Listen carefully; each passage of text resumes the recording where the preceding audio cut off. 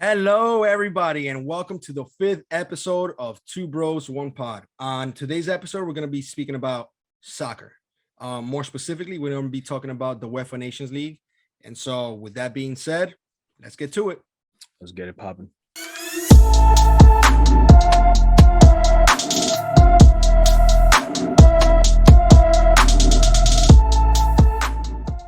Bro, so what's up? How we doing?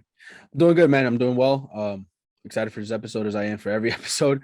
Yeah, same. But that's the love we have for the sports. It's just so excited to talk about it. And this episode, ever since the last time we recorded, there's been so many games that went on.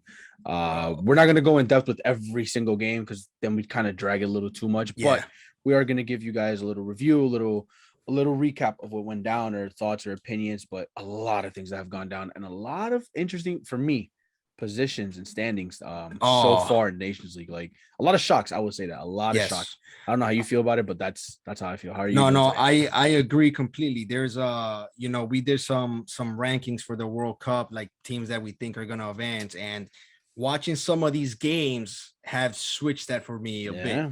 I'm sure for you as well. Absolutely. So, and that just makes me even more excited to talk about it. Because I'm like, oh my God, I can't believe this team's doing this or this good or this bad. So I'm really excited about it. For those of you that don't know, the UEFA Nations League is like divided into 4 leagues, right? 4 leagues, A, B, C, and D. Yeah. So it's kind of, they're divided because of their ranking, their FIFA ranking. So the Nation League A are like the top dogs, pretty much. Yeah. Okay, B, then it's that other batch of good teams as well.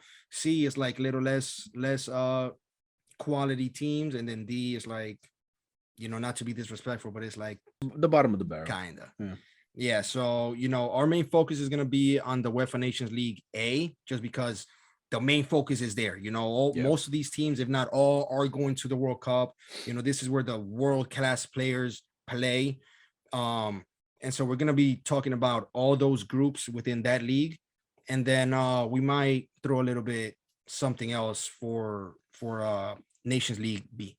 Yeah. So there are a few good teams in Nation League B. I mean, there's like 2 or 3 in C, but we won't get too much into that just because those 2 or 3 teams are just above everybody else and they're just killing it. So it kind of doesn't make sense. But Nation League B, there's at least, in my opinion, one really good group that I'm excited to see who pushes up, because going off what you said, the way Nations League work as well is there's only 4 groups in Nations League A, right? If you end up first in every group, you go into the semifinals, and then you fight. You don't fight, but you play to see who goes into the final, becomes champs, so on and so forth. But if you end up last, you relegate. So if you end up last in Nations League A in your group, you go to Nations League B next time. And then Nations League B, if you win your group, you automatically qualify to Nations League A. You get promoted. Yeah, it's pretty interesting. I like that format. I really do. Yeah. It just gives you that incentive, like you want to play with the big dogs. No, it keeps it competitive. You want, because you want to play with them. Like you don't want to just be out there. Like I know a lot of people don't like the Nations League. Some players don't like the Nations League. Modric, I think it was either today or yesterday, came out and said that he doesn't like that they're being forced to play more games in a span of 10 days when they just had a really hard season. Yeah, especially for someone like him who played the majority of the season. And let's be honest, he's on the older side of his legs. So I get that, but at the same time, it's like, as a fan, it's so entertaining to watch. No, it's awesome. Hey, we're not complaining. Absolutely not. I remember when it first came out, I was like, great, nobody's gonna take this serious. It's gonna be so boring. But that was not the case. That was not the case. And I'm very happy when I watch these games. But before we dive into that, you wanna let us know a little bit about your jersey that you have on today? Oh yeah. Well, for those of you that do not know, today's gonna be, we're not gonna have a soccer episode for a long time. Yeah. Okay. After this, there's not really gonna be much soccer to speak about, to talk about. I think today or tomorrow will be the last day of this Nations League until September, if I'm not mistaken. Yep. So, all the leagues are done. They're pretty much in the off season. So there's really nothing else to speak about when it comes to soccer. So now with that being said, we're going to start to shifting our minds over to football and fantasy. Okay. So we're going to go ahead and start that next week. So today I was looking at my soccer jersey collection, and I was like, you know what? We're not going to do a soccer episode for a while. What should I wear? I wear? So I was like, you know what? Let me pick one of my top 3 favorite jerseys at the moment. Not favorite team, but favorite jerseys as in like the design, the color, just the whole combination that I love. So I had to go with Porto. I was like, I want to wear one that has a name in the back. And so today I have Uribe in the back, number 8, representing Colombia. Absolutely. And so that's why I had to go with Porto. And I love this combination, the little orange with with the blue. Oh man, I think it's a wonderful jersey, beautiful jersey. So nice. And I think honestly, the light just doesn't do it in like as much just really as it should. It's so nice. I've seen it in person, guys. And let me tell you, it's phenomenal. It made me contemplate getting it. That's how good it is. Like it's so beautiful. Yeah. And speaking about beautiful, I see that beautiful Ajax jersey that you got on. You know what I'm saying? Listen, this Ajax jersey came out in previous season 2020/2021. And same 2020, 2021. Yep. Yeah. And when it came out at first, I was like, oh, I mean, all right. But then the more I saw it, I was like, damn. I was like, it's catching my eye a little bit. And when I saw Ajax play with it in the Champions League, I was like, nah, I need it. And I got it right away. I got it straight from Netherlands though. Like it came straight from the Ajax store because I couldn't find it here. So I was like, I get it. Oh, you went on the web. Porto. Yeah, I went on the website. And that's the only way to do it. That's the only way to do it. I mean, the only thing, because the thing is, some teams only ship to Europe. So I was like, I didn't even think about it. I was like, I'm not gonna try Ajax. I'm gonna try to see if I get it here. Yeah. And when I went on their website, it's like international shipping. I was like, you can come to me. So I got it.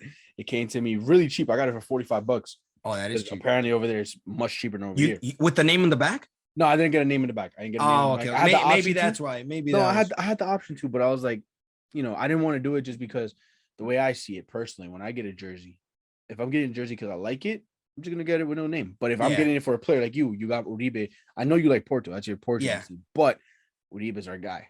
If I get that Porto jersey or any Porto jersey, I'm also getting Uribe in the back. Ajax, there's a lot of players I like from Ajax. Yeah. But none that I'm like, I need to get his jersey. If Davinson was still there, absolutely. Ooh. If Frankie was still there, absolutely. But that was just a quick little recap of our beautiful, beautiful little jerseys out here. But going back to what we were talking about, yes, unfortunately, this will be the last episode we do about soccer for a while, just because there's a big gap now. Like you said, there's no Nations League until September 22nd, I think it is. And then the seasons usually pick up like early, middle August. Yeah. Once we get back to that, we could talk about it again. And there's some friendlies between now and August. Yeah. But nothing that we could spend a whole episode talking about. Right. So there's a good friendly that we see, whether it's big name, a good game. Yeah, well, we can mention it. We can talk about it maybe in the EOE. But again, like a strictly soccer-based episode, this will probably be the last one until the league start back up. Again, I know for the people out there watching for soccer purposes, stick with us. You will enjoy the fantasy football content. Maybe you'll be like me, somebody that was like, absolutely not. I don't like fantasy football. I mean, I always like football, but maybe you guys don't like football.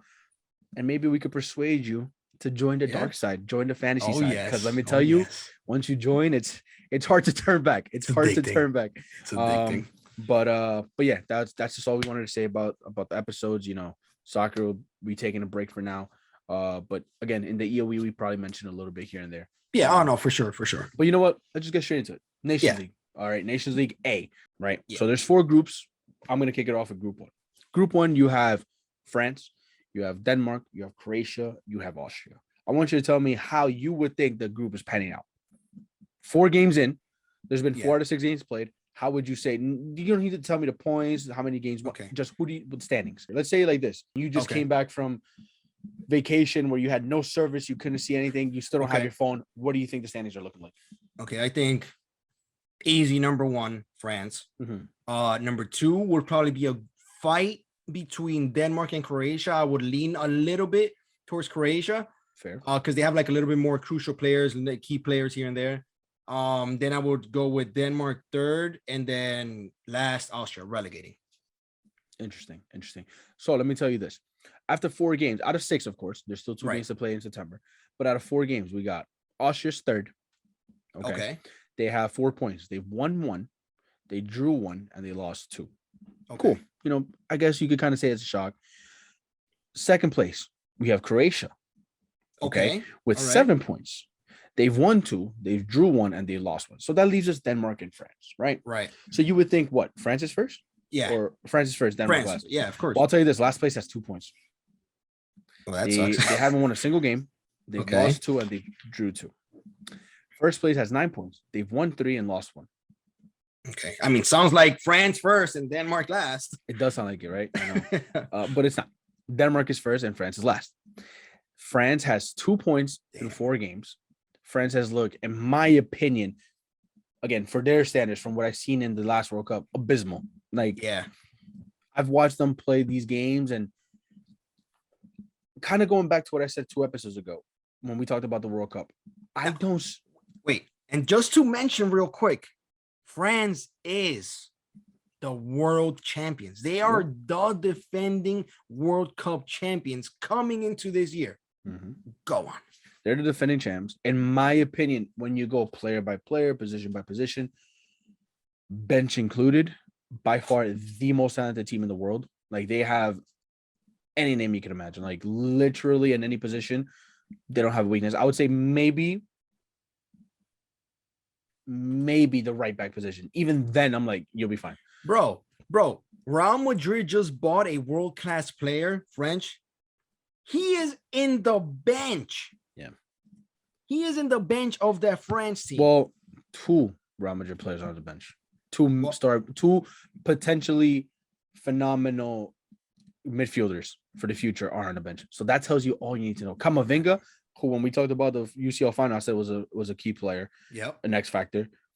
Chouameni, who to me is going to be one of the best 6s in the world. If he plays the 6, I think he would. When his time comes. Right. I wish Barca had the money, because I know we would have probably gone for him, but Real Madrid has it. Real Madrid got it. Great deal by Real Madrid, I gotta say. But those 2, who, yes, they're the future, but still, they're so good, and they're on the bench. Yeah, that's insane to me, right? But again, France, how you would say in boxing, pound for pound, the best team in the world, in my opinion. But they're not playing like it. They haven't been for a while. After the World Cup, I think they've taken a massive dip. I don't know if it's, I want to say cockiness. I don't know if it's overconfidence. I don't know what it is, but they just don't look the same. I think what I think is happening, looking at it from a perspective outside of just a fan, seeing it like kind of like as a coach's point of view, I think they're experimenting way too much. Like, simply put, they're playing 3 backs, they're playing 5 backs, they're used to the 4-2-3-1, but now they're trying to play the 4-3-3. They're playing with no wingers. Like, play with what your team knows. Don't try to change it now. I understand their mindset might be, hey, you know what? Every team is studying us. Every team wants to see how they beat France, how they could be the next France and win the World Cup. I get that. But bro, if it ain't broke, don't fix it. Yeah, exactly. Keep playing your way of playing until you know what, damn, this team really got us. We do have to change something up. Yep. France, to me, man, a lot of great names, a lot of great players, just not a good team right now. Not a good team. They look very sloppy. They look very, I wouldn't say lack of ideas, but I feel like they're starting to become what everybody said Argentina and Barcelona once were, depending on Messi. Now they're depending a lot on Mbappe. It's like, give the ball to Mbappe, see what he can do. Because we don't know what to do. Benzema looks a little off in the French team. As good as he's been this season, he tries. I've seen him try. Of course. You know how Benzema is. He's trying to create, but still, he's look at Benzema in the final against Liverpool. He didn't really do much, but he was trying. It's not like he was lost and like, whatever, I'm not going to bother. He tries his best every game, which is why I respect him so much. Yeah. It's just, when you compare Real Madrid Benzema to France Benzema, right now, at least, there's levels. Yeah. France Benzema is okay. Real Madrid Benzema. With that being said, would you still give him the Ballon d'Or? Absolutely. No, I think the Nations League shouldn't affect it. I think Benzema by far Ballon d'Or. The only way he loses the Ballon d'Or, in my opinion, France gets knocked out early in the World Cup. And somebody like Messi, De Bruyne, it's going to be really hard, but maybe, I guess, Lewa, somebody that's competing with him, Ronaldo, wins the World Cup. If one of those names wins the World Cup, it's like, damn, like, can we really pass that up? I still think Benzema deserves it, as much as a Messi fan as I am, and as much as I hope Argentina wins the World Cup. Even if Argentina win the World Cup, it's like, I still think Benzema, unless Messi goes crazy and gets like 12 goals in the World Cup and scores a hat trick in the final, like, sure. But I don't know. I think it's really hard to take it away from Benzema right now. Things could happen, of course, like I said, but I don't know. I as of right now, yes, I'd still give the Ballon d'Or to Benzema. No questions asked. The Nations League shouldn't have any effect. But enough waffling about France. Simply put, I just don't think they look as good as they once did. For their sake, I hope they fix it quick, because the World Cup, before you know it, it's here. Like, yes, we're 5 months away, but for a team that's not gonna play again until September, I know. You gotta get that ready. By the time you play again, you only got 2 months for the World Cup. Keep that in mind, France. Just keep that in mind. Anyways, Austria, a team that doesn't sparkle the eye, I guess you could say, but they're effective. They're effective. They play what they want to play, and they do it well. I mean, they've scored 5, allowed 5. That tells you all you need to know. Really well balanced team. Yeah. Croatia and Denmark. I gotta say, the two teams that impressed me the most. Denmark by far has been the most impressive. I love, and I mean love, what I'm seeing from Denmark. This Denmark team, since the Arrows, bro. I don't know what it is, but they've taken this. I don't know. I don't know if it's like what France has, the overconfidence. Denmark might have just enough of it, right? Yeah. Denmark might know. You know what? You know what I think it is? I think they're just not afraid. They're like, you know what? Whoever it is we're playing against.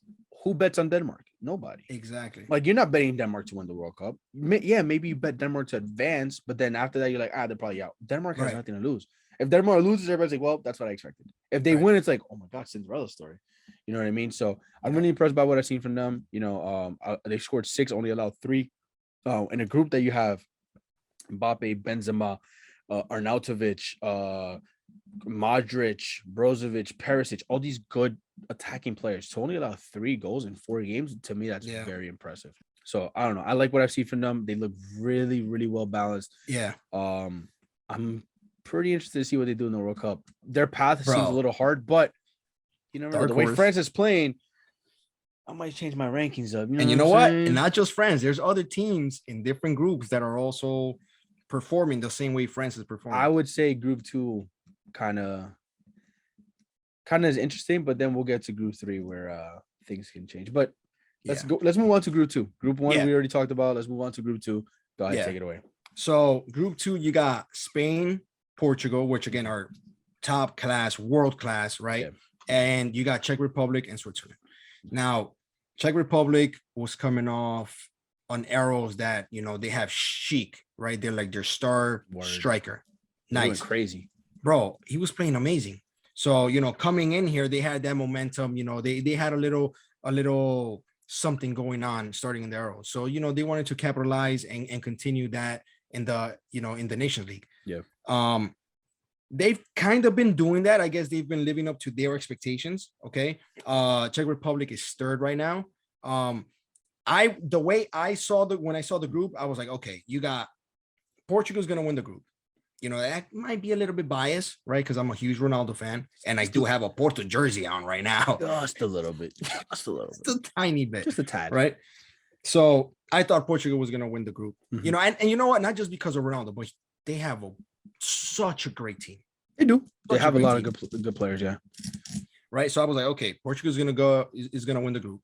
Spain is going to be right behind them. You know, they might even end up with the same points. Okay. Third, I really thought it was going to be Switzerland just because I really like Mbolo as their striker. You got Shaqiri, you got a nice, you know, solid defense as well. And I was like, you know, sadly, Czech Republic they're gonna get relegated. Right. Okay. So, you know, that wasn't the case. Oh, well, again, like you said earlier, in September, they still got 2 games left. Okay. So right now, 4 games have been played. So you got Czech Republic third with 4 points. Okay. They have 1 win, 1 draw, 2 losses. Their goal difference is on the negative side. They've only scored 4, but they've been scored on 7 times. Ooh. But again, it's like, you know, it's understandable because again, you got Spain and Portugal in that group. Okay, right. Those guys, no matter, they could create something out of anything, out of nothing, and score, right? So I understand that. Wait, so Switzerland only has 1 win? Huh? Switzerland only has 1 win? Switzerland only has 1 win. Who did they 1 beat? win, 0 draws, 3 losses. That's it. They're last with 3 points. Who did they beat? They beat Czech Republic? No. Oh. Spain? No. Oh. Yeah. Was it Portugal? Well, there's no other choice, is there? Oh. Yes, they beat Portugal. Oh, would you look at that? So they ended up beating Portugal. Actually, they beat them a couple days ago. This was their last game, right? So it's like, what a way to finish, you know, this gap of them not playing. Like, okay, we're gonna play Portugal. Boom, let's beat them. You know, the goal came very early. It actually came in like within the first minute. Jesus, I know. So then throughout the whole game, there was really not. I mean, it was going back and forth, but just 1-0 game. You know, and again, from the first minute is tough. Right. I am going to mention Ronaldo was not playing. Ronaldo was not in the bench because he was scared. I get it. which is fine. You know, he needs his rest. Old man needs his rest. Okay? At least you admit it. Listen. We got him to admit it. He's old. Listen, the guy is 37, Yeah. but looks like, well, maybe not face, but body-wise, Right. this guy looks like he's, you know, prime, like 18, 19, 20, 21 years old. I remember when he first hit like 32, I think it was, that a doctor said he has the body of a 20-year-old. And I was like, excuse me? Bro, exactly. It's wild. So, you know, so whatever. So they send them home to rest, whatever. Right. So you got Switzerland last, right? You got Czech Republic third. So now you're looking at first and second place, right? Now, again, there's still 2 games left. So Yep. Portugal is second right now with 7 points. They got 2 wins, 1 draw, 1 loss. Okay. So again, their 1 loss, you would think it would be to Spain, right? Mm-hmm. But, you know, they ended up losing to Switzerland instead. Right. So, you know, they ended up starting this Nations League playing against Spain. So that first game is like, okay, we're going to find out who we are. What we're such about. A good game. Really good game. And then you got first place with obviously Spain, 2 wins, 2 draws, still undefeated. They haven't lost a single game. Yeah. They have 8 points. They have 6 goals in favor, 3 against. That to me is a little surprising, honestly, because I look at Spain and I'm like, okay, they got solid defense, solid keeper, amazing midfield, amazing young midfield, right? But then up front, I'm like, they don't really got a solid number 9, a solid striker. Yeah, Morata is there, but he used to play for Madrid. He went to Juve. No, he still never convinced me, ever. Ever. No. You know what I mean? But he's coming in and he's scoring goals. Morata in Spain, I guess, is different. I don't know. Exactly. Morata in Spain might be better than Morata, you know, club version.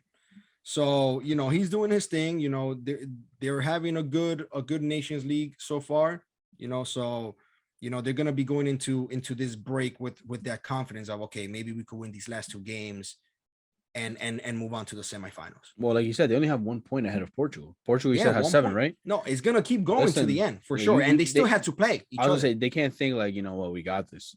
Right. Like, yes, they could clinch it if they win and then Portugal loses, whatever. Sure. Right. You can't rely on that. No, you got to think Portugal's going to win their game and now we got to beat them. For sure. And the thing is, this game, when they play again, is going to be in Portugal. They tied in Spain. Right. Yeah. This one's going to be in Portugal. So that's going to be interesting. The winner of that is going to win the group. 100%. Yeah. I doubt either of them loses to, no disrespect, Switzerland or Czech Republic. Yes, Switzerland just beat Portugal, but yeah, you know, maybe it was a lucky day. I don't know. Yeah. But I mean, hey, look, when you look at defenses in this group, looking at how many goals have been scored against your team, Portugal has the best defense. Okay. They've only been scored twice in 4 games, only 2 goals. And again, against Switzerland, even though it was a 1-0, it was very early. Could have been a mistake, you know, could have been they weren't focused that early, whatever. So you take that Switzerland game away, you got 3 games that you've only been scored on once, which was that Spain game, that first game. Okay. So you have 2 clean sheets and you scored 7 times. Okay. So you have in this group, best offense with the most goals in favor. Yeah. And best defense with the least goals against you. That's a good point. So, you know, and yet they're still second. So it's like, you know, that's how good these competitions are. You know? I think Spain, Portugal are so well balanced. Personally, I would take Portugal's defense over Spain's defense, but I would take Spain's. As good as Portugal's midfield is, I would take Spain's midfield over Portugal's. Yeah, I'm gonna have to agree there too. I would take the attack of Portugal for sure as well. Yeah. I gotta say, as good as Morata does, he's still very hit or miss for me in Spain. I don't know what it is with him, man. He's had all the chances, no competition behind him, and he can like be 100%. Like you look at him and you're like, he is our number 9. With my eyes closed, I believe in him. You cannot do that. I still don't know why they don't trust Iago Aspas as a striker. I understand he's older. I understand that. Cool. But like, bro, he produces year in, year out in a, no disrespect again, an okay team in Celta Vigo. And he does it. It's not like he performs against small clubs. He kills Barcelona every time he plays. He does well against Madrid. Like, give him a shot, man. I don't know. I think as good as that team is, as good as Luis Enrique is as a coach, they really need to figure out the number 9 before the World Cup because it's gonna be key.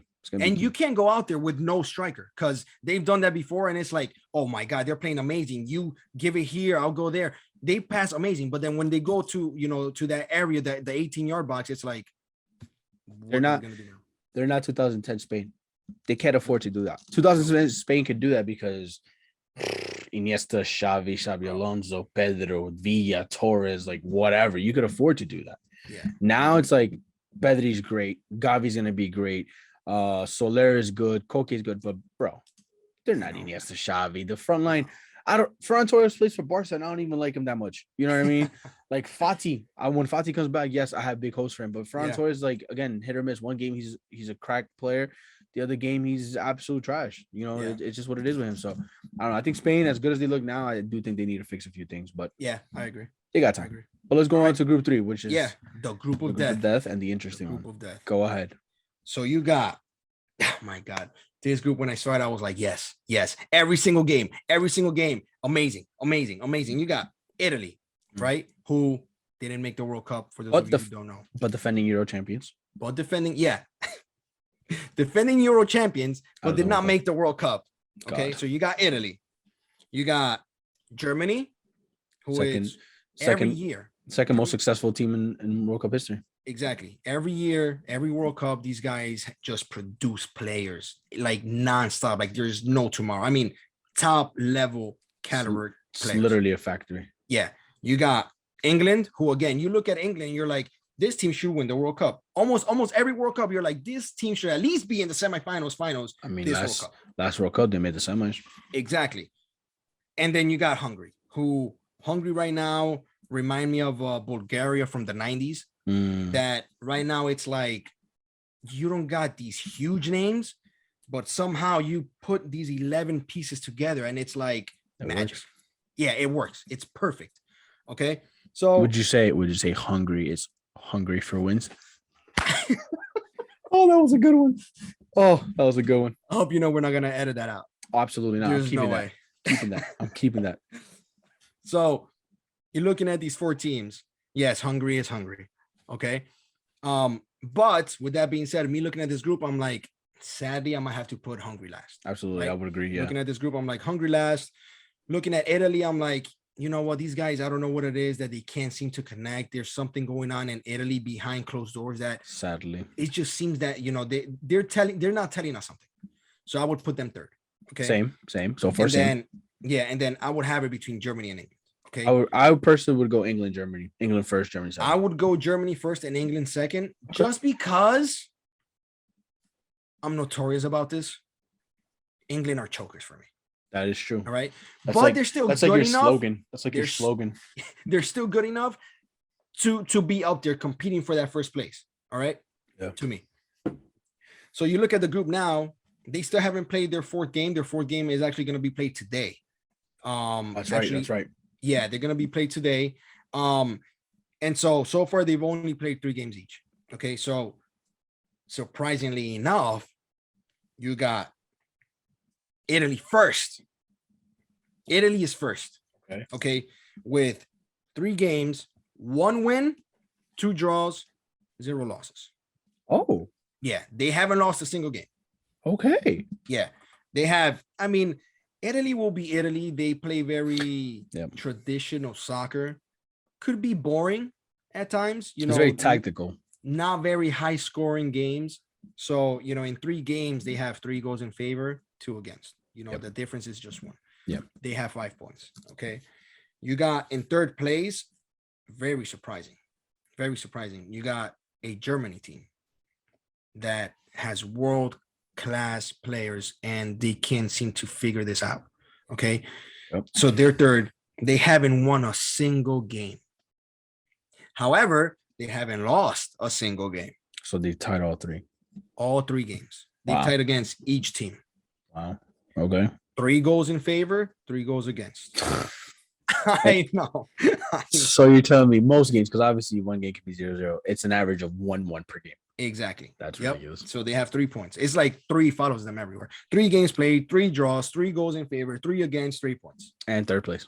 And 3rd and 3rd place. That's and wild. 3rd place. Yep. So now that leaves me with Hungary and England. All right. Because honestly, I'm not really worried much about Germany because I feel like, you know, they'll be able to, they'll be able to step up quick. Right. So that leaves me Hungary and England. Yeah. You would think Hungary's 4th, England second.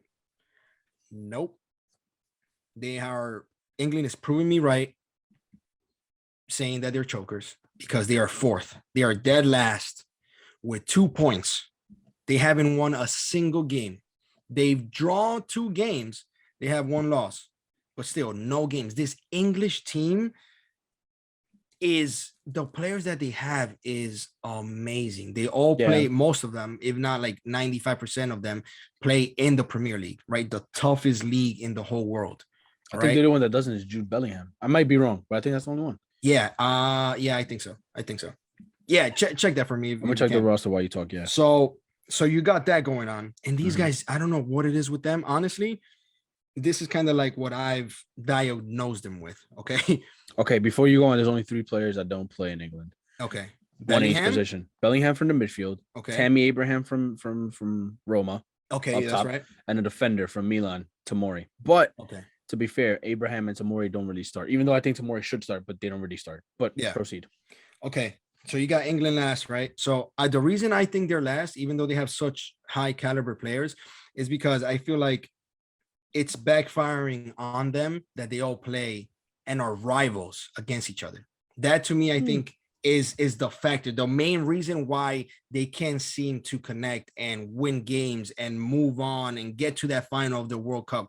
It's like that's their main goal. And every time they get to that stage, they do good. And then somehow it's like, man, we lost again. We lost. We were so close, but we lost. But what do you mean you think it's because they're rivals? Like, what about that? So they all play in the big clubs of the Premier League, right? Right. You got some that play in Liverpool, some that play in the Manchester teams. Yeah. You got some that play Chelsea, Arsenal, Tottenham. You got all of these guys, and they hate each other. When they're in the Premier League, these teams hate each other, right? True. You got fans that just don't like each other. Extremely passionate, right? That's the word, passionate. That's being nice. Exactly, passionate about these things. So they have to see each other every single season twice, and that's counting. That's not counting international cups, right? Champions League, not even only international, League, FA Cup, whatever. Exactly. Yeah. So I feel like the rivalry that they have and just always the intensity of wanting to win, sometimes you see them going out on the pitch and fighting and arguing with each other. You know what I mean? And then to have to play with England and have to be like, oh, hey, buddy, how are you? You know what I mean? I feel like, for example, the reason I'm saying this is because I guess I could kind of relate to that because I used to play for the soccer team out here, a club, and a lot of my friends, we all used to know each other, were our rivals. Okay. And whenever we used to play, we used to talk so much stuff about these guys. Like, man, let's go out there, let's beat them. Like, it doesn't matter. We have to fight them. Like, let's do what we have to do to win. And then sometimes in the weekend when we used to hang out, it's like, we were cool, but still we would have like that little rivalry at the back of our heads. Like, this guy, I kind of hate this guy a bit. I kind of hate this guy a bit. So I feel like that's what's going on with England right now, or not right now, but that's what's been going on with them for the past, 10 years. That's fair. You know what I mean? So I feel like they really need to fix that. I don't know how they're going to fix it. Maybe they need to change a coach. I don't know. Somebody that's going to go in there and be like, look, we need to stop this. Premier League stays there. Once that's done and we all wear the same jersey, this is, we need to change that mindset. Hey, but I feel like that's what's stopping them. You got to be together as one. I agree. Exactly. I mean, I'll be honest. I don't know. I don't know. I'm not in their heads. I'm just saying if that's their mentality, that's so silly. Because like what you're saying, the coach should be able to be like, listen, rivalry, competition. I get that. You want to win. You always want to win. Yeah. So when your rival team beats you or you're playing a rival team, yes, you want to beat them. Forget you and me could become professionals and we could play on opposite teams. And I love you to death. But once we're on that field, I hate you. I'm going to kick you. I'm going to slap you. I'm going to do whatever I got to do to win. Exactly. After the game, I'm like, yo, my fault, bro. Let's go get a beer. You get what I'm saying? Like, that's how it is. Yep. That's how it should be. Like, yes, hate each other on the field, compete against each other, try to win for your club team. The moment that referee blows his whistle, that's it. It's done. Yeah. And that's the thing. That's the thing that I think they're struggling with. They do this every single year, and it's so competitive that they have to go out there and they battle and they do these things that I feel like once they do get together and they concentrate together with the English national team, I feel like, they could be cool, but I just feel like on the pitch, the chemistry is just a little off. You want to know what off, and I think it's because of that. What I see from like social media and like some videos I've seen, what I think England has is they're divided. What I mean by that is from the 23 that you bring, there's like 4 groups. You got like the young kids always hanging out together, they're best friends. Then you got the leaders hanging out together, they're best friends. And then you got the players that are usually, no respect, benched, hanging out together. And then you got the ones that think they're pretty boys or the stars of the team, they hang out together. It's never like all of us gel together. It's like cliques. You have cliques. And I think that's England's problem. Like I never see England together. I see like 3 people hanging out, like, oh, look at my phone, look what I just saw, and then 3 people over there, and then 5 people over there. Like it's never like, yo, we're all gonna chill. Like again, I'm not there every day. Obviously, we're not there. We don't know what goes on, but I do think something's going on, something behind the scenes, like you said, with like what you mentioned earlier with Italy, why they're not clicking. Maybe there's something behind the scenes, but maybe now they're fixing it. I mean, they're first place. Let's see. But I definitely agree. I think England, there's something there that it just doesn't look good so far. And I don't know. So to finish off, Hungary second place. You know, it's actually surprising that you got Italy and Hungary first and second, and you got Germany and England third and fourth. Right. You know, right now England is relegating. Just think about that for a second. England is relegating. They're not good enough right now to be with these elite level teams. Right. That's crazy, right? So you got Hungary 3 games as well. 1 win, 1 draw, 1 loss. 3 goals in favor, 3 goals against. They got 4 points right now. So, you know, looking at the whole group overall, you got Italy with 5, Hungary with 4, Germany with 3, England with 2. Still very tight, but still, nonetheless, they are last. You know, big names are third and fourth. So now you mentioned that's interesting. You mentioned there was games today. Before we move on to the last group, who plays who? You got England versus Hungary, so that's second versus fourth place. Right. Okay. Easily, if England wins, they swap. And then you got Germany versus Italy. Same thing. Real quick before we move on. After today, Go ahead. No, keep talking. After today, literally whoever's in first could be last. Whoever's last could be first. Whoever, like everything could. A lot of movement, right? A lot of movement. England's playing home. Germany's playing home as well. So let's do this before we move on to Group 4. Okay. Since the last game, give me a quick prediction. You can give me the score if you want, or at least just the winner. What do you think? All right. So between that Germany and Italy game, I got the game being a tie, 2-2. Okay, fair. Germany and Italy draw 2-2. So that would give Italy 6, Germany 4. Okay. Yeah. The Hungary versus England game, I'm sorry, England are chokers. I give the edge Hungary 2, England 1. Wow. So you say at the end of today, Hungary's first was 7, Italy second with 6, Germany third with 4, and England still last with 2. Yep. That's an interesting one. Oh, I'm excited to see how that plays out. That's a good one. That's a good one. All right. So with that being said, let's finish it off with Group 4, which, by the way, also played today. So yes, go ahead, take it away.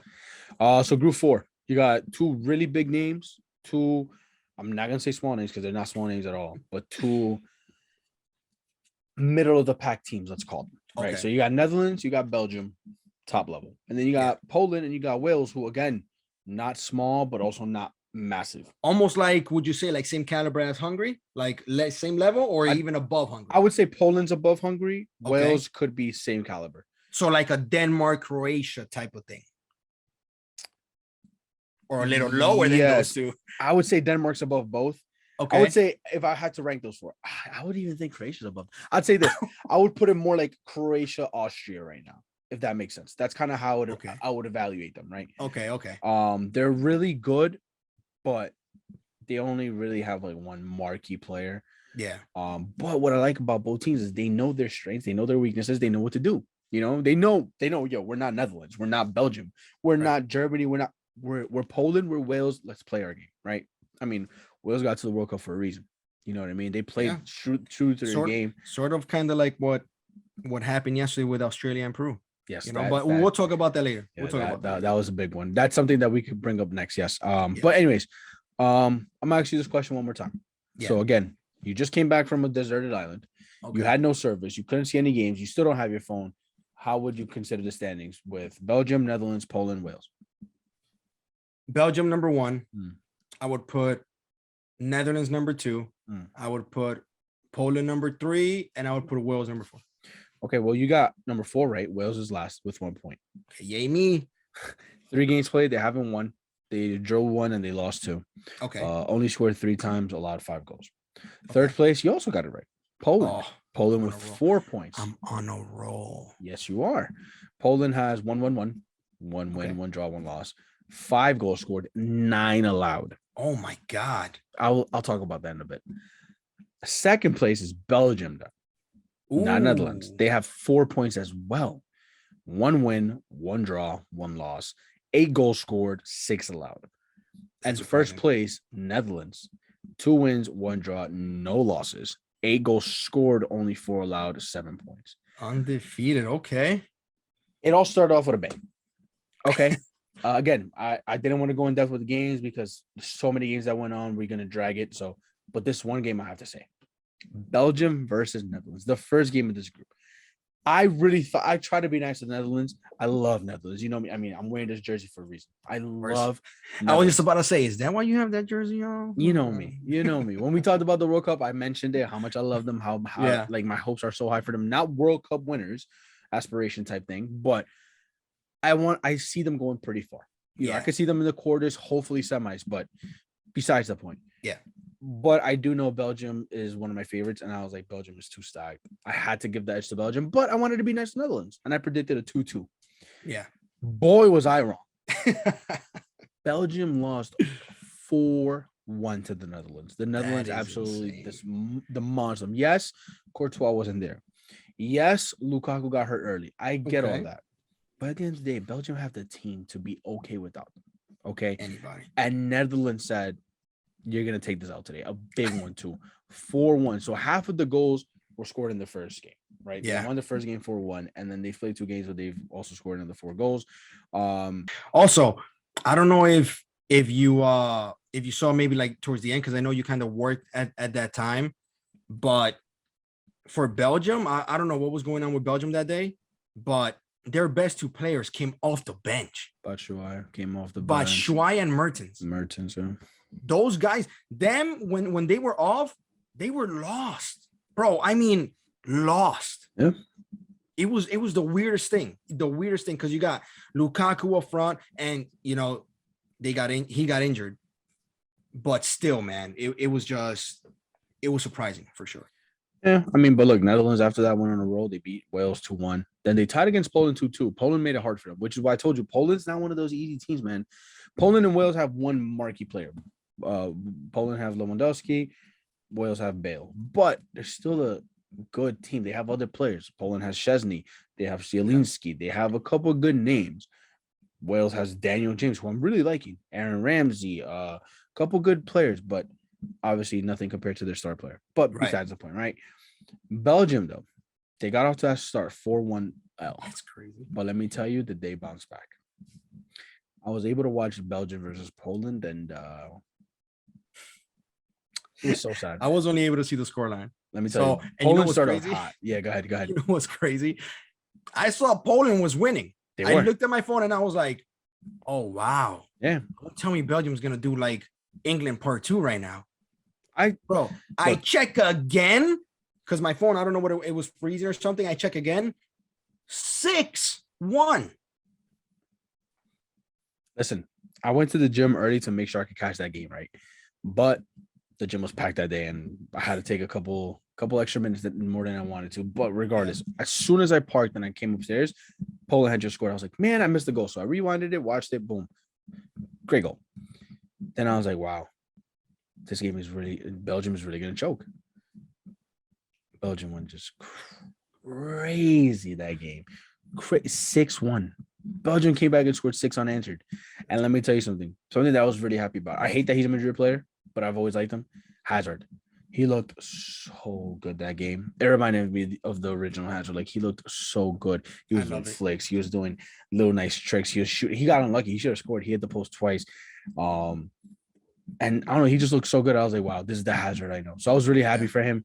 I hope that form continues until he gets to Real Madrid. Then I hope, it doesn't happen. I'm glad they're putting him to play, because obviously he doesn't have those minutes in Madrid, and they want to have him ready for the World Cup, and that's honestly the only way to having minutes for this league. Let me tell you, he's playing phenomenal. But him and Kevin De Bruyne just pulled the strings crazy. Carrasco played a really good game too. Yeah. And they won 6-1. So Belgium got back on track. Poland, they took a massive L that day. But overall, that explains all those goals against the 9 goals. I mean, think about it. 9 goals allowed. 6 of them came against Belgium. Yeah, that's crazy. So, that's crazy. But overall, like I said, they're looking decent. I'm not gonna say that they're gonna win the group. They're gonna advance, but I don't think they relegate. I do think, unfortunately, Wales will relegate because I've seen Wales and they look good, but I feel like they're just their main focus was qualifying for the World Cup. Right. They got that. Now I feel like they're kind of not in a hangover, but like more like, okay, well, this is secondary. If we make it, we make it. If we don't, we don't. Right. It's no big deal. And I don't know. I just don't see them as strong as Poland. Obviously, not as strong as Belgium and Netherlands. I still see Netherlands winning the group. I see Belgium ending second. I think this group ends the way it is: Netherlands, Belgium, and Poland and Wales. And then for today, we got Netherlands plays Wales. Yeah. In Netherlands, I think Netherlands 4-1. 4-1. 4-1 Netherlands. Then we got Poland versus Belgium. Poland looking for revenge out there back in Poland. Maybe. It won't happen. I think Belgium wins. 3-1. I'll give them a 3-1. A 3-1. That's my prediction for today. Belgium and Netherlands are above them, class level above them. But yeah, I agree. Overall, they're still a pretty decent team, and I'm excited for them. For Belgium, for Poland and Wales. Sorry, but nothing outstanding. But now, before we move on to the World Cup qualifiers, let's talk about one group and one group only from Nations League B. Sure. Right? To me, I don't know what you think, but to me, that's the best group I've seen. Okay. Norway, Serbia, Sweden, Slovenia. It's a tough. All of them are like they're really evenly matched. Again, the winner of that group will promote to Nations League A and play with the big boys.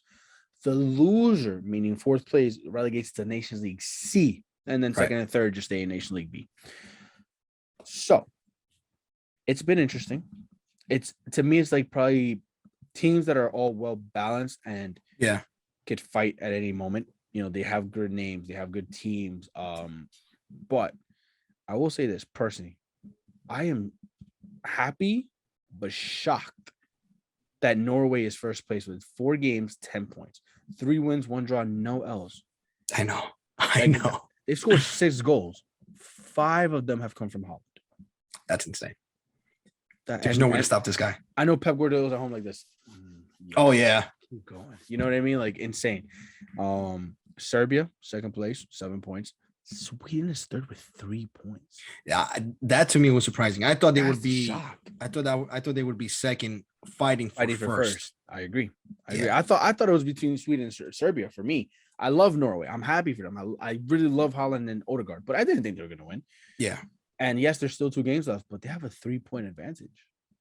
Yeah. You know what I mean? Like, they can make it, and I would not be mad. I would love to see Holland play against those big boys. Oh, that would be amazing. I would love that.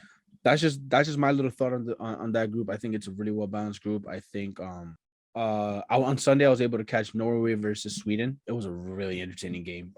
I was able to watch it. Norway went 2-0 up, sorry. Then Sweden 2-1 and 3-1, 3-2, whatever, right? It was a really entertaining game. Yeah. It was a really, really fun game to watch. I am still shocked again that Norway's first place, but happy for them. Hopefully they keep it up. For sure. That's all I gotta say for that.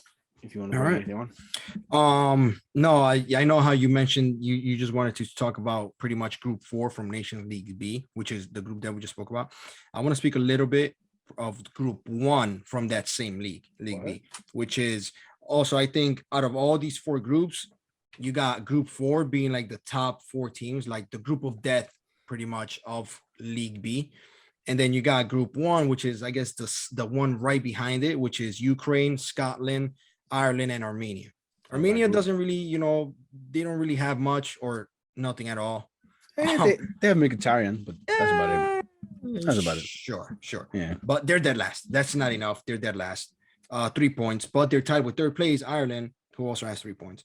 But the big boys from that group, Scotland and Ukraine. Okay. They're both fighting for that first place. And I absolutely love that, with the whole situation that's going on with Ukraine and Russia, with the war in Ukraine, they're really going through something very, very tough right now.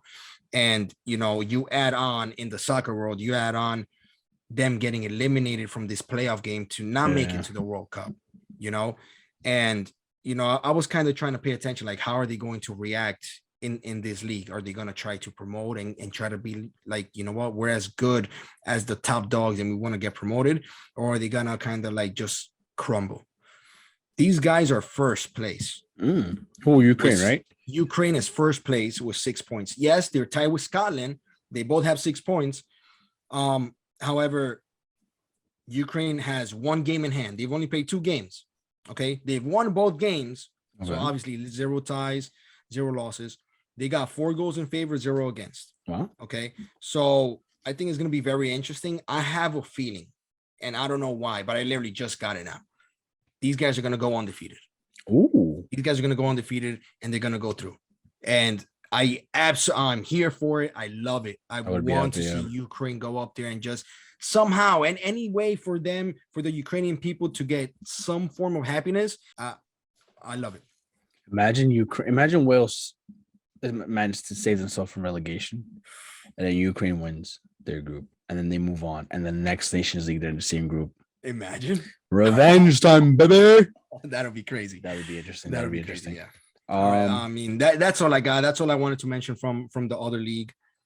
You got anything else? No, from Nations League, I think we're done. I think we're good.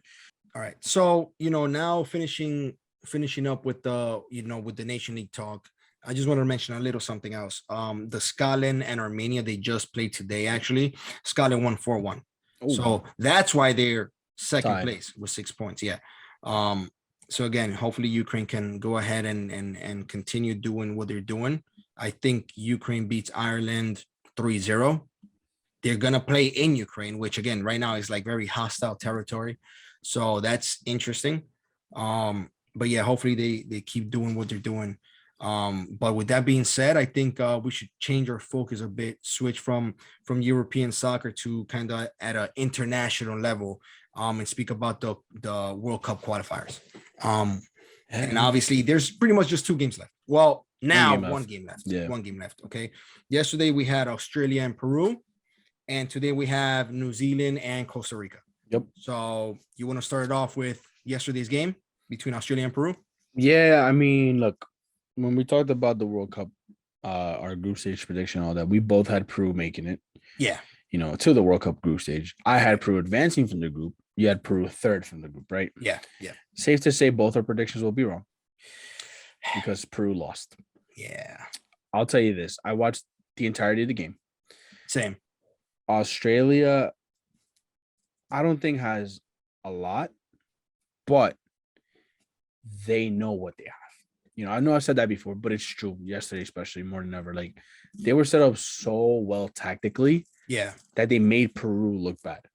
Peru is the type of team that I'm not saying the world class, but with the ball at their feet, they're one of the best teams in the world, in my opinion. Like they know how to pass that ball phenomenally. Like they move the ball well. They spread the ball out throughout the whole entire field. They move around. They create chances just by movement, right? Yeah.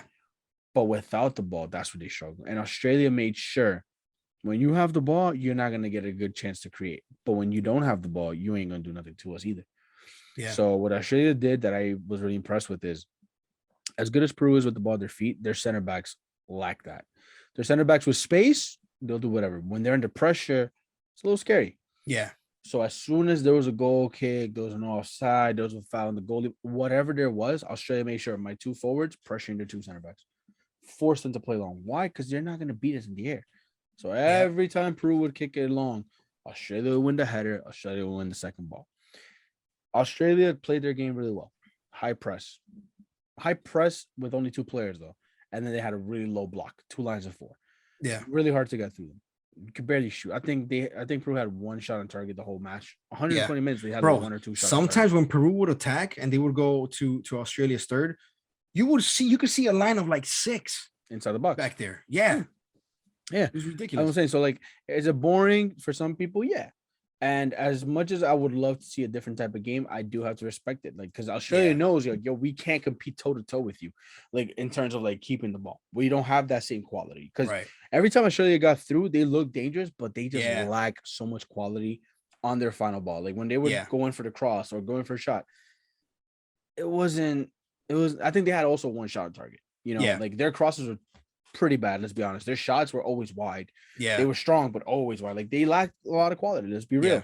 And Australia knows that though. So Australia's like, we're gonna play our game. We're gonna play to our strengths. Yeah. We're gonna make it hard for you. No, pretty much what you were saying earlier, like with Poland and Wales. I'm gonna play to my strengths, what I know what to do, and then from there on, if I do what I know what to do, what I'm good at, I'm not gonna lose. Yeah. Peru, I think, looked very, very lost, very nervous.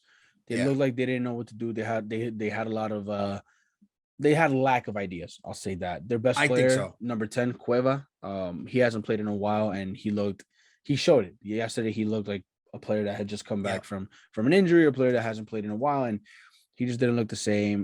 Their number 9, Lapadula, barely got involved. Yeah. It was just a really poor performance from Peru, added with a really great performance tactically from Australia. I think Australia, in a way did deserve, not even in a way, full on deserved to beat Peru yesterday. Maybe not in the way they did. I don't like that they won in penalties off that crossbar, and then the goalie with his little dancing in the line. Oh, listen, that goalie pissed me off. It was annoying. All right. It was so annoying. I understand his strategy. Like his thought is like, I'm gonna get in your head. That's not gonna, like, even if I'm there, kick it, you're not getting in my head. I know where I'm gonna kick it. If you block it, you blocked it. But you dancing and doing this on the line, that's not gonna make me go, oh my God, what do I do now? No. Yeah. Yo, it looks silly. Guys, for those of you that don't know what happened, just Google Australia goalkeeper versus Peru. You will see what we're talking about. Just look that up on YouTube and you will have a laugh. It was so annoying. It was so. And you know what's the funny thing?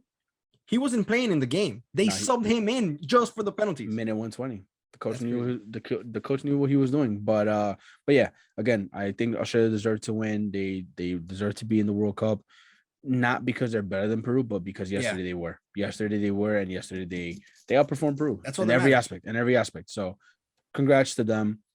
I definitely don't see them making out of the World Cup group though. But congrats to them. But yeah, that's all I had to say. If you want to add anything. Yeah, no, you pretty much covered it all. I just think, Australia needed to be a little bit more critical in the crosses to at least finish the game within the first 90 minutes. Yeah. Because, they were moving the ball nice, but then it's like they would go down the wings and it's like nothing, And then for Peru, I feel like they were doing good, but then on the last third of the pitch, it was like, okay, we did good over here, but now that we're here, now what do we do? So lack of ideas. Exactly. So they went to penalties. I did predict that they were gonna go to penalties. I predicted 3-1 Peru. Silly me. You predicted 3-1, maybe a little biased towards Peru. Just a little bit. Maybe. But just a little bit. But anyway, yeah. So I had it going to penalties. Obviously, I had it going for Peru's side, but it didn't happen. Maybe penalties are like that. Yeah, that's what it is. It once you go to penalties, it's all luck, pretty much. It's all luck. And then you add on a little bit of the stress factor with the clown goalie doing whatever he's doing. I mean, some guys will fall for that. Some guys will fall. Yeah. Hey, listen, I'm saying that it doesn't affect them, but it is what it is. I'm not in the player's head. Like the last guy that got his penalty blocked, maybe it affected. Maybe he's like, oh my God, should I change? I don't know. Listen to me. I'm gonna tell you a quick story. I'm gonna tell you a quick story that happened to me. Story time. I was playing for my high school, right? Varsity. We were playing penalty kick. I'm up to take it. The goalie, in my head, I'm like, I'm gonna go to the right. That's always my favorite side. I'm a righty. I'm like, I'm gonna go. I've always been a sucker for trying to perfect to have my penalties go upper 90. Always. Okay. So in my head, I'm grabbing the ball, I'm putting it on the penalty spot. I'm like, I'm gonna go to the right. I'm gonna try to go upper 90, right? Put the ball down, walk back, look up at the keeper. The keeper is looking at me and he sticks out his finger and does like this. So I look at him and I'm like, oh no, what do I do now? What do I do now? I'm like, this guy knows where I'm going to kick. Yeah. This guy knows exactly where I'm going to kick. So I go back, I kind of do a little smirk like, but really I'm like, like, oh my God, I'm nervous. What am I going to do now? So I go back, I'm like, you know what? I'm gonna go right down the middle. Whatever. I'm gonna go right down the middle. He's not gonna expect this at all. I run up. He throws himself to the left. I go right down the middle. But I kicked it a little bit too hard that it hit the top post. But thankfully it went in. It was like the Zidane. You know how Zidane chipped it and it hit the post and it bounced off the ground and then it hits the net again. Yeah. Obviously, I didn't chip it, but I hit it so hard it hit the post, hit the ground, hit the net. But then still, the point is that I got nervous. Yeah. So now imagine him penalty to go to the World Cup. You got a goalie that's going, looking like a clown, doing all these things. Pressure got to him a bit, or not just one player, but more players. Yeah. So I guess the goalie did what he had to do. He did his job. Listen, either it worked out or because to me the last penalty was really poorly taken, but the goalie gets the right way. So whatever the case is, Australia deserved it. Let's be honest. Yeah. I know my father's not gonna be happy to hear that. My father is Peruvian, and we were cheering him on, but I think he also admitted it yesterday. He told me, he's like, you know what, we didn't deserve to be there. He said that if Peru made it, they were just gonna be embarrassing in the World Cup if they played the way they played yesterday. He's like, so you know what? Thank God. And that's how I feel about Colombia. Respectfully, I love Colombia, but the way we've been playing, what were we gonna do at the World Cup? Get knocked out in the group stage? No. Why bother? So, listen, I must say, I loved making fun of your dad. It was probably the highlight of my day yesterday. It was great. I was sad that Peru didn't make it, but I was like, oh, let's make fun of it. Let's go make fun of him now. Yeah. Yeah. You know how it is. It's always good banter. So it was a fun time. But hey, now let's move on to today's game, right? Yes. Costa Rica, New Zealand. Not much to talk about there. Just give us a quick prediction. See what you think. I know we talked about in the group stage, we both have Costa Rica making the group. Right. So that would mean we both assume Costa Rica wins tonight. But maybe your mind has changed now that you saw yesterday's game. I don't know. What do you think? Listen, I think this, to be honest, I'm gonna just be straightforward. I think Costa Rica will win this game 3-1. I think it's gonna be an easy game for Costa Rica. Okay. That's just my opinion. It doesn't go to overtime, it doesn't go to penalties, nothing. I just think Costa Rica wins 3-1. Simple. That's it. I got nothing else to say. I think honestly, after seeing how Australia played, I know New Zealand kind of has the same idea. I see it 2-1 after 120. After 120? I think it goes 1-1 90 minutes and then 2-1 120. Okay. That's my prediction. That's not what I bad. think will happen. Now, do you have Navas playing? Absolutely. Navas should be playing. He has to. I think it ends 2-1 after 120.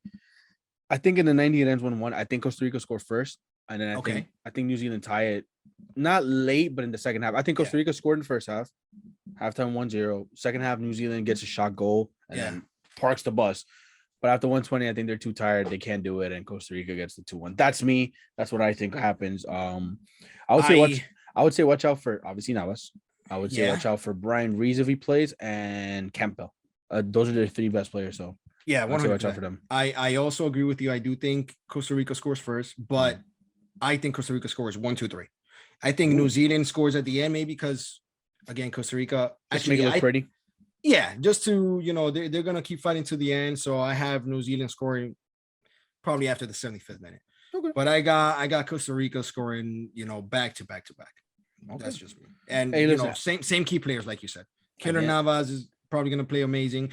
I wouldn't be surprised if they get a clean sheet.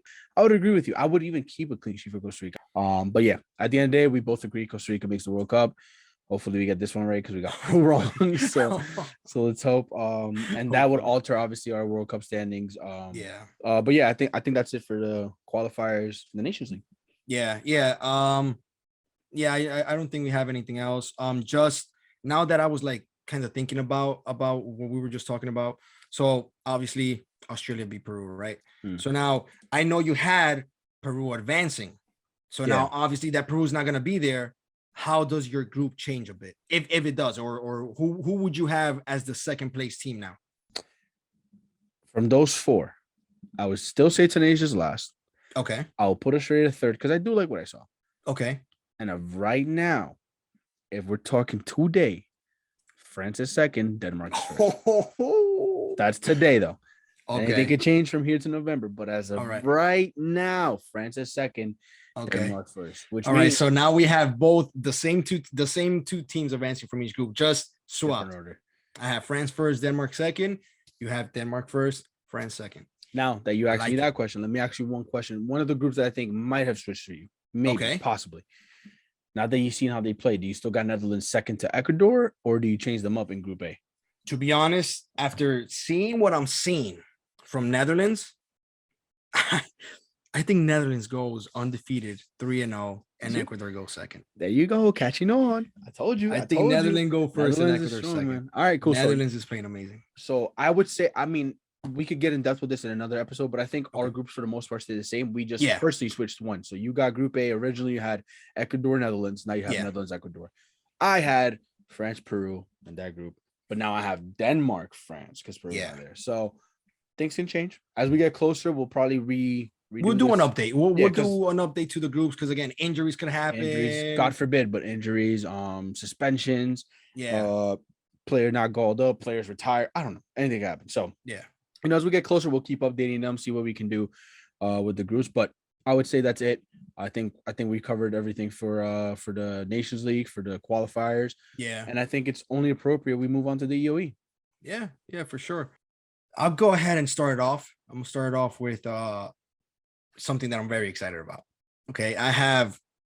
I'm so happy. You got Manchester City, who just got Haaland. Yes. But Liverpool just countered, picking up Darwin Núñez. So I mentioned Núñez in episode 2. And I love that now his name has been thrown around or is pretty much hot lately because he went to Liverpool for 88 mil. Official. It just got signed today. Yeah. Yep. So I absolutely love that. I think they actually have a picture. I forgot where I saw it. I'm not sure if it was on Twitter or on Instagram, but they have a picture of the stats for this season between Haaland and Núñez. Yeah, I saw that too. And if you just look at stats alone for this season, Núñez was better than Haaland. So just throwing that out there. So I'm extremely excited. I'm very happy that Núñez is going to be coming to Liverpool. So I think it's going to be pretty much a Man City Liverpool race again to win the BPL, and it might be a race for top goal scorer between Haaland and Núñez. Let me ask you a question though. I'm excited about it too. I think that's a great signing from Liverpool. I think he fits their style so well. But I see 2 potential departures with this. Okay. One, the one that has been rumored and it's probably going to happen, Sadio Mane. Yeah. And 2, in my opinion, probably won't happen because they love him so much, but I could see it happening. Firmino. Because where's Firmino going to play now? I'm trying not to think about it, but Firmino to me now becomes the 5th option. You got Salah, Núñez, Jota / Luis Diaz. The other one is 4th, and then you got Firmino. So is he going to want that? I don't know. I mean, honestly, I feel like Firmino has to start off the season and to have, I guess, Núñez, get acclimated. I'm not sure. At some time, maybe early in the season, I think Núñez takes over.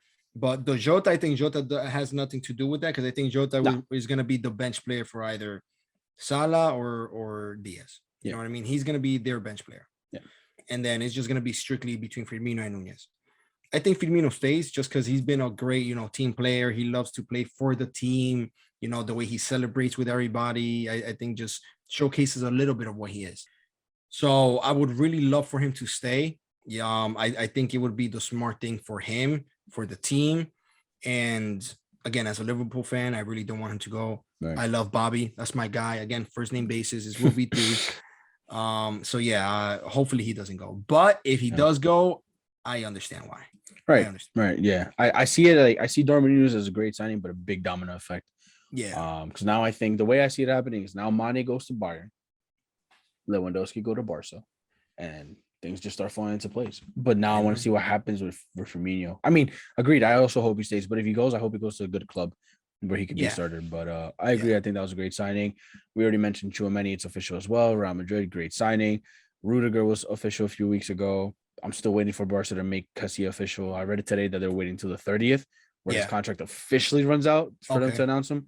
Right. So I'm like, please hurry up. Yeah. But yeah, a couple good, interesting rumors. I think that's the biggest one that we've had ever since episode 2. Yeah. So let's see if as the summer goes on, there's going to be more. So for sure. If they come up, we'll definitely mention them on the EOE. For me personally, the only things I want to talk about in the EOE are the other 2 sports. Let's go into the NBA real quick. The Golden State Warriors just won last night. They are up 3-2 in the series. One win away from yet another championship. And one of the I'm tired of it. I am as well. as a New Yorker, I shouldn't be doing this, but I am rooting for the Boston Celtics. Yeah, exactly. I was just about to say that. It sucks that I'm not a Celtics fan. I hate the Celtics, But you have to. but I have to. Yeah, I have to. I have Tatum. I love Tatum. I love Tatum. I love Tatum. I love Brown more than I love Tatum. No, I love Tatum. That's my guy. And you know, I respect Steph Curry. I respect Klay Thompson, but like, leave us alone. Draymond Green, I absolutely hate with a passion. But besides the point, one stat that I saw that was very interesting that I'm like, damn, they actually might win it all. Yeah. The Warriors won last night without Steph Curry making a three. That's insane. Like, what?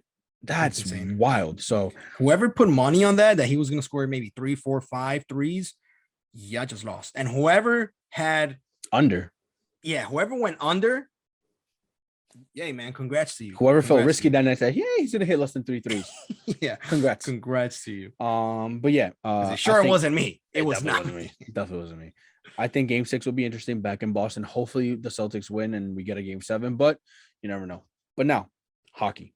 Yeah, we're in the Stanley Cup, and unfortunately, my Rangers won't be there. The Rangers had a 2-0 series lead. They won the first 2 games at home. Phenomenal. They look great. Game 3 in Tampa, they were up 2-0 as well in the game. And for some reason, Drake, the recording artist, decided, let's place a bet.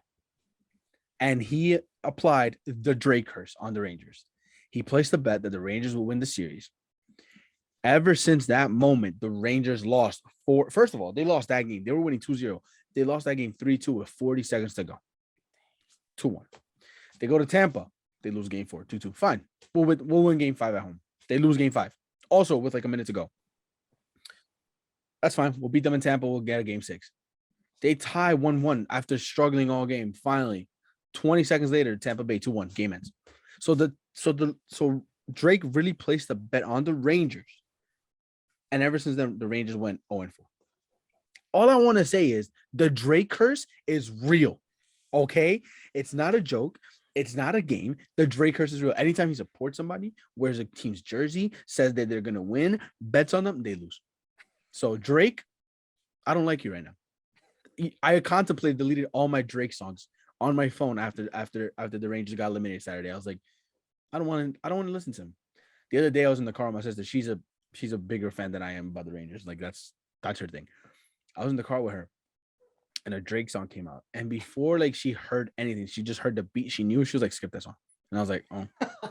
So I skipped. I was like, okay, my bad. Too early still. So Drake, man, I just want to say you lost a fan and my sister. And with me, you're on shaky water. On the edge. And listen, don't come to New York anytime soon because I'm pretty sure most New York fans are against you right now. So I just want to say that the Drake curse is real. And unfortunately, the Rangers won't be there. But I will say this, all jokes aside, all Drake things aside, the Tampa Bay Lightning look like a really good team. They deserve to be there. I would say they're better than the Rangers. I think the Rangers should have won after being up 2-0 and then, 2-0 as well in game 3. Right. But Tampa Bay's a really good team. They've won 2 Stanley Cups in a row for a reason, going for a third against the Colorado Avalanche. Back to back, yep. Let's see if they could go back to back or if Colorado pulls the upset. But that's it for me for the EOE. I don't know if you got anything else to say. Yeah, I want to speak about the UFC because this weekend was a really good card. And you went 3 for 3. Whoever listened 3 for 3, like I said, listened to Jay and put that money down on FanDuel, you got to thank my boy right here.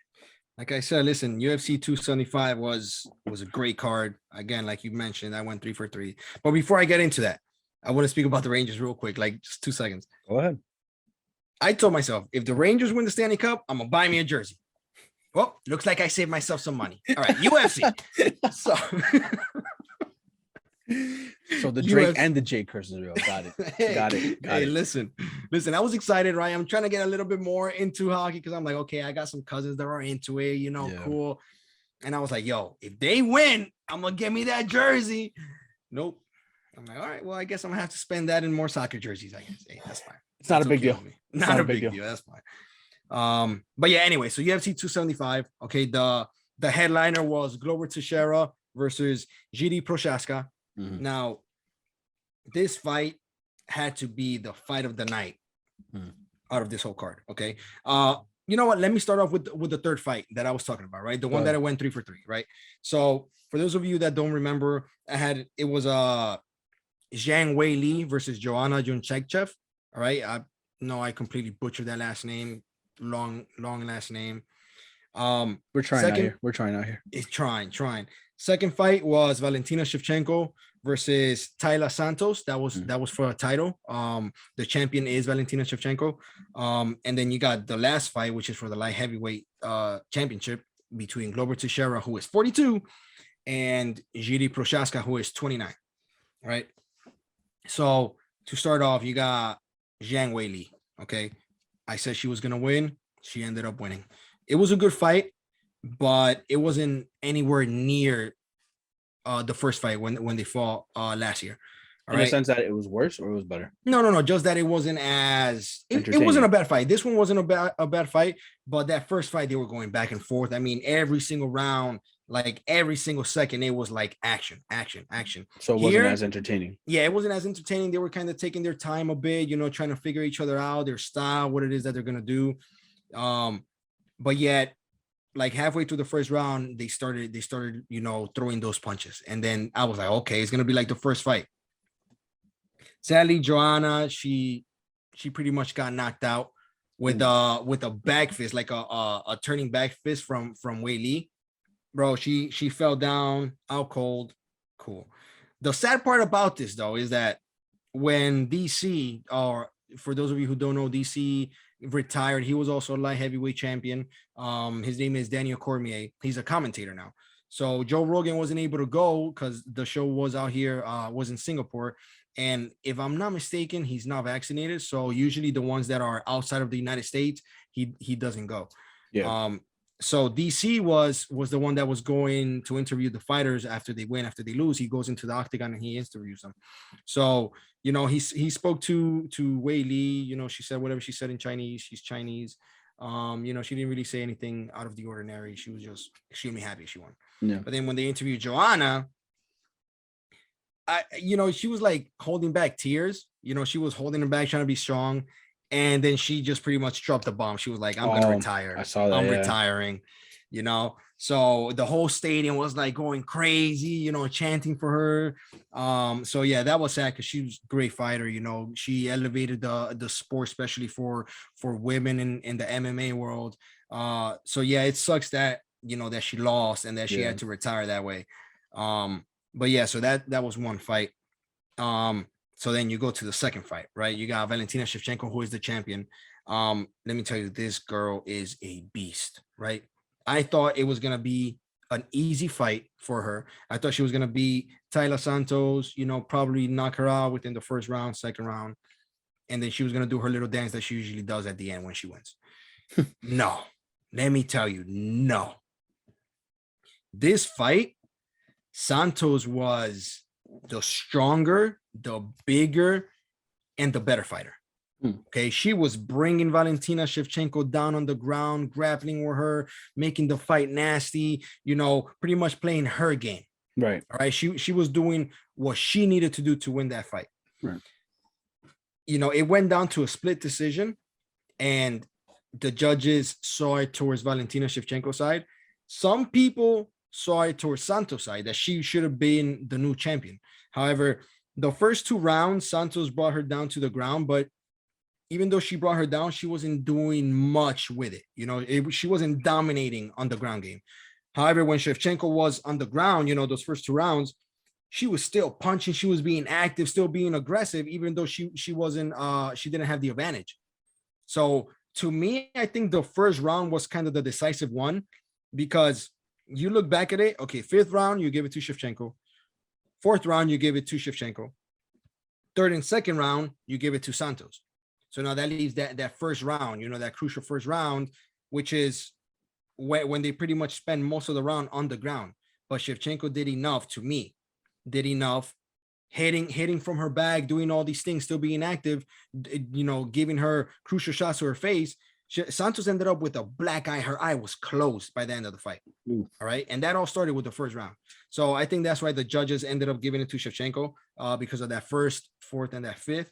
You also think there's like a little bias since she's the champ already? Like, we lean a little bit. No, more you know what? I don't think so, because the same thing happened when it was Carla Esparza versus Rose Namajunas.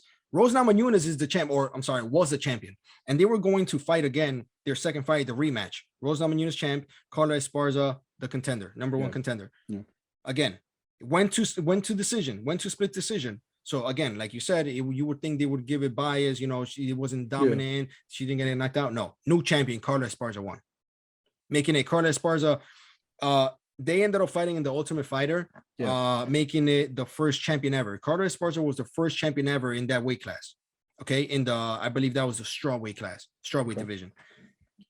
And then you got Rose Namajunas, who now was dominating, and then she has to fight again against Esparza, and Esparza beat her again to take the title, and she didn't get knocked out. Like, it wasn't nothing like that.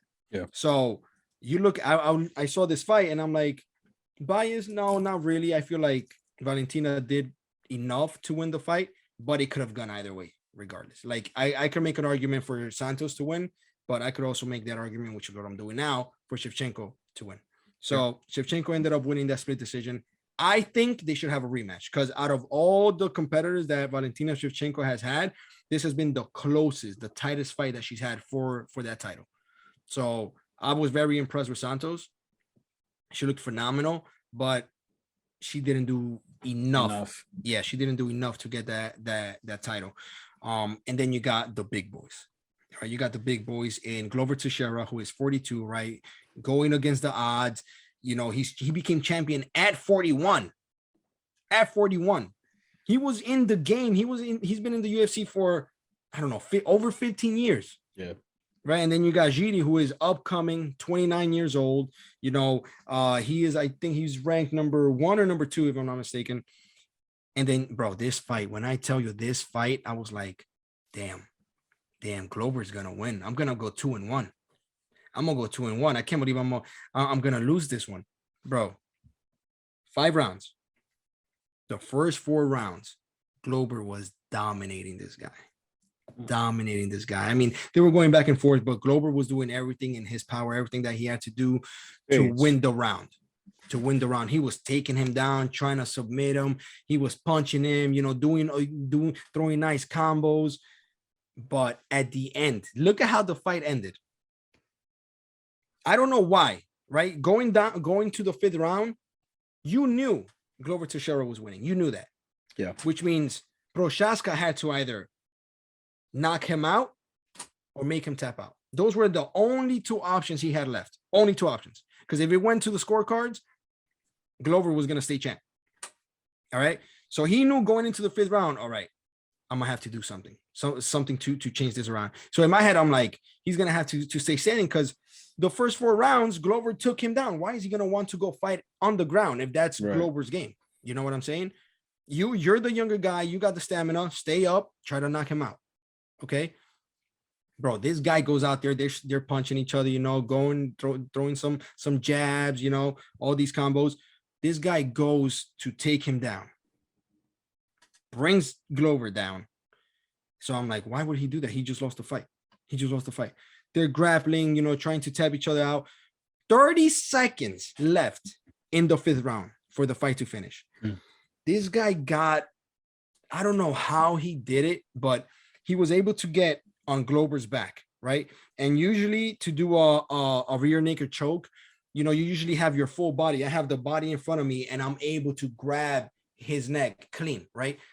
He didn't do that. He had his body to the side, but he only had Glover's head right here. So he had his head here, and that was enough. Like, I don't know what it was that he was doing, the way he was switching his body, but with 30 seconds left, Glover had to tap. Fight ended. Wow. New champion, new light heavyweight champion. Yep. So it seems like they might have a rematch, because honestly, Glover deserves that rematch. And I think Prochaska, when they were like saying, congratulating each other on the good fight, I think Prochaska was like, next fight. Don't worry about it. Next fight. So let's see. Glover is 42 years old. I mean, I don't know what he's going to do. I saw a post afterwards that Glover said that he was not retiring. So Yeah. In the interview, they interviewed him. He was like, hey, what are you going to do? I know you're 42. He was like, look, if the people want me to continue, I'll continue. And everybody started screaming. He was like, well, I guess I'll continue. So, hey, he might prepare again and fight for this title. You never know. But I would love to see that. I would love to see that rematch, and I would love to see the rematch of Shevchenko versus Santos as well.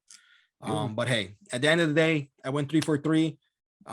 Two very close fights. Both, I'm not surprised it was the title fights. But at the end of the day, listen, I made a little bit of money. Whoever listened to me, I hope you guys did too. And if you didn't, I'm sorry. Just know that this upcoming UFC card next month is going to be even better than this. The whole main card is going to be insane. I think it's 5 or 6 fights that are stacked. So I'm going to predict every single one of those fights. Again, making more money, and I'll go ahead and hopefully I can get those right. So let's see. Let's hope so. Hey man, very interesting.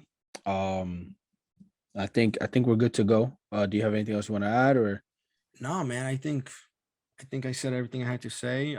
Again, like we mentioned in the beginning of the episode, this is gonna be the last soccer episode for a while. You know, we're gonna start shifting over to football, to fantasy football, starting next week. So I'm excited for that. I'm sad, you know, that we're not gonna be speaking about soccer, but hey, it's not our fault. There's really nothing else to speak about. Soccer's done pretty much. So I'm excited. I'm excited for football next week. Yeah, I mean, look, I feel the same way. I'm super stoked to talk about football, especially fantasy. Again, for you guys that maybe don't like fantasy, maybe don't know what it is, maybe not big into football, just give it a shot. Just give it a shot. Listen up. Hear us out. Give it a try for yourselves. Trust me, you will not regret it. But yeah, it is sad that we're not going to speak about soccer. That's our sport. That's our main sport. But yeah, it's not our fault. You know, there's a break. Professional players need break as well. There's their time for holiday. But you know, if anything happens, breaking news, good transfer, whatever happens, we will bring it up. EOE for sure. Listen to it in the EOE. We're gonna be there. Again, this section is for that, to speak about all sports, any sports, anything we want. Anything we want. Yankees, let's go. So anything that happens, you know, it'll be there. But you know, a full episode, this will probably be the last one for a while until soccer picks back up. But for sure. Before we go, now that you say Yankees, I saw a stat the other day. Yankees and Mets, the first 2 teams to reach 40 wins. The first time both New York teams are the first ones to reach 40 wins. So let's go, baby. We're doing well. Go. That Dream World Series is on. It already happened once before. Let's hope it happens again. Especially now that I could, you know, remember it. So let's hope it happens. But yeah, no, that's it for me. I hope you guys enjoyed the video. If you did, give us a thumbs up, like, follow, and subscribe. Take us away. That's it. Hey, I hope you guys enjoy your day. I hope you guys enjoyed this episode, and see you guys next week for some fantasy football. The time has come, baby. The time has come. We're almost there. All right, guys. Peace. Peace.